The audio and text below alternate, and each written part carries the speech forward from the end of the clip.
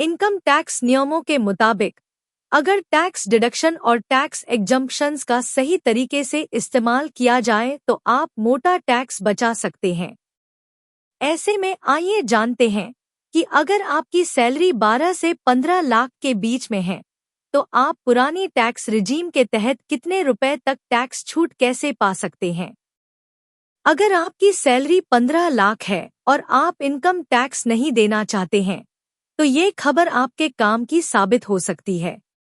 ऐसे कई लोग हैं जिनकी सैलरी 15 लाख या उससे ज्यादा है लेकिन देने के मामले में सोचते हैं कितना कहां से बचा लें। अगर आप भी टैक्स सेविंग के लिए विकल्प तलाश रहे हैं तो बता दें, इनकम टैक्स नियमों के मुताबिक अगर टैक्स डिडक्शन और टैक्स एग्जम्पशंस का सही तरीके से इस्तेमाल किया जाए तो आप मोटा टैक्स बचा सकते हैं।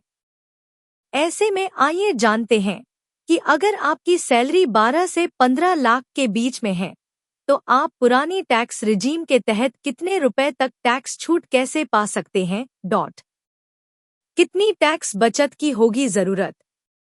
अगर आपकी सैलरी 15 लाख रुपए सालाना है तो पुरानी टैक्स रिजीम के तहत आपको 4.08 लाख रुपए के टैक्स कटौती की जरूरत होगी, जिसके बाद आपको 1.4 लाख रुपए का टैक्स भरना होगा।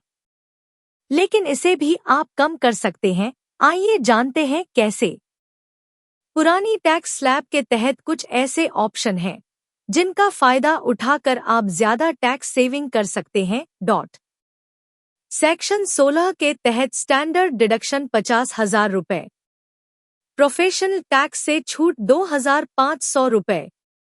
सेक्शन 10(13) के तहत HRA 3.60 लाख रुपए। सेक्शन 10(5) के तहत LTA 10,000 रुपए।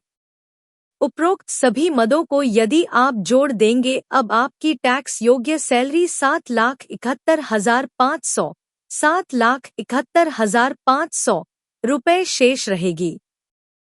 सेक्शन 80C के तहत LIC, PF, PPF, बच्चों की ट्यूशन फीस आदि 1.50 लाख रुपए। सेक्शन 80 CCD के तहत टियर 1 के तहत नेशनल पेंशन स्कीम NPS पर 50,000 रुपए। 80D के तहत अपने लिए, पत्नी और बच्चों के लिए हेल्थ इंश्योरेंस 25,000 रुपए। पेरेंट्स, वरिष्ठ नागरिकों के लिए हेल्थ पॉलिसी पर छूट मिलेगी 50,000 रुपए। अब टैक्सेबल सैलरी 5 लाख रुपए से भी कम हो जाएगी। टैक्सेबल सैलरी 5 लाख रुपए से कम है तो सेक्शन 87A के तहत रिबेट और बेसिक एग्जम्पशन छूट मिलेगी। इस तरह आपका टैक्स 0 हो जाएगा। ध्यान देने वाली बात है कि ये फॉर्मूला पुराने टैक्स रिजीम पर काम करेगा।